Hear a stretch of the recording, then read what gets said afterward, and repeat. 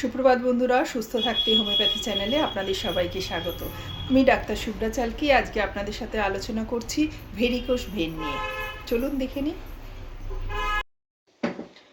আজকে এমন একটি অসুখ নিয়ে আলোচনা করছি যেটাতে বেশিরভাগ ক্ষেত্রেই বহু মানুষ জ্ঞাত এবং অজ্ঞাতসারে কোনো রকম অসুবিধা ছাড়াই ভুগে থাকেন। এটি একটি শিরার রোগ, ভেরিকোস ভেন বলা হয়। এটি তরুণ থেকে বয়স্ক সবার মধ্যেই, সবার ক্ষেত্রেই হতে পারে, কিন্তু সাধারণত দেখা যায় 40 বছরের ওপরে ভেরিকোস ভেন বেশিভাবে দেখা যায়। ভেরিকোস ভেন সাধারণত পায়ের ভেনেই হয়ে থাকে। এটাকে দেখতে অনেকটা মোটা দড়ির মতো দেখায়। কখনো এটা নীলবর্ণ, কখনো বেগুনি বর্ণ, অথবা কখনো কোনো বর্ণ ছাড়াই, মানে কোনো রকম ডিসকালারেশন ছাড়াই কিন্তু এটা দেখতে পাওয়া যায়। রোগ নির্ণয়। ভেরিকোস ভেন দেখলেই বোঝা যায় যে এটা ভেরিকোস ভেন, কিন্তু কখনো কখনো যাতে ডিপ ভেন থ্রম্বোফ্লেবাইটিসের সাথে গুলিয়ে না যায় তার জন্যে ডপলার অথবা ডুপ্লেক্স ভেনা স্ক্যান করা হয়।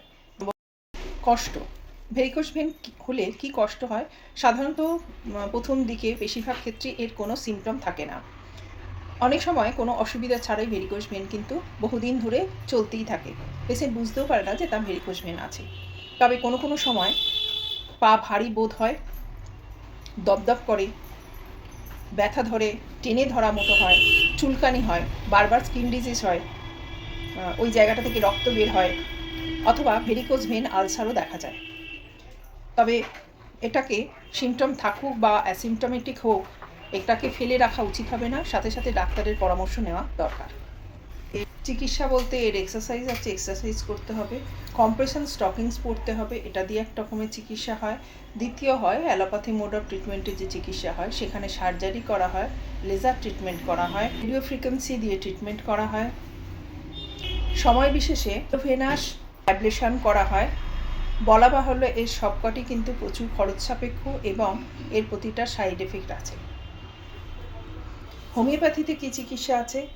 হোমিওপ্যাথি চিকিৎসা ব্যবস্থায় এটা হ্যামামালিশ মাদার টিনচার দেওয়া যেতে পারে, হ্যামামালিশ অয়েনমেন্ট লাগানো যেতে পারে, ক্যালকেরিয়া ফ্লোর 12x খাওয়া যেতে পারে, অ্যাসিড ফ্লোর 30 আছে, অ্যাসকুলাসিড 200 আছে, ক্যালকেরিয়া কার্ব 200 আছে ইত্যাদি ওষুধের সঠিক মাত্রার প্রয়োগে কিন্তু এটা থেকে পার্মানেন্ট মুক্তি পাওয়া যায়।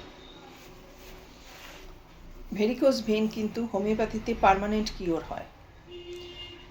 এছাড়া এই ওষুধগুলোর ছাড়াও অন্যান্য ওষুধও কাজে লাগতে পারে। যেমন আপনারা জানেন হোমিওপ্যাথির ওষুধে কনস্টিটিউশনাল মেডিসিন যেটা আছে, আপনার সব টোটালিটি অফ সিমটমের ওপরে বেশ করে যে মেডিসিন সিলেকশন করে দেয়া হয়, সেই ক্ষেত্রে কিন্তু এটার উপরে খুব ভালো কাজ করা হয়। সেভাবে যদি মেডিসিন চুজ করা হয় তাহলে কিন্তু এটার উপরে খুব ভালো কাজ হয়। আজ এই পর্যন্তই। ভালো থাকুন, সুস্থ থাকুন, হোমিওপ্যাথির সাথে থাকুন। নমস্কার, ধন্যবাদ।